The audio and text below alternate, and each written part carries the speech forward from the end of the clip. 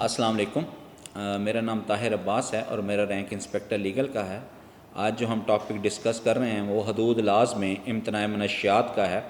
اس میں ایک اور جو اہم تعریف ہے وہ ہے مجاز میڈیکل آفیسر کی۔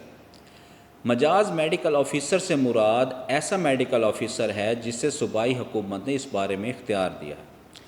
آپ روٹین میں اپنے ارد گرد اپنے شہر کے بڑی سرکاری ہاسپٹلز میں دیکھتے ہیں کہ بہت سے ڈاکٹرز جو ہیں وہ آ رہے ہیں جا رہے ہیں، تو کیا وہ سب مجاز میڈیکل آفیسر ہیں؟ No, only that doctor will be called competent اور authorized medical officer who has been authorized by the government، جس کو صوبائی حکومت نے اس بارے میں اختیار دیا ہوا ہوگا۔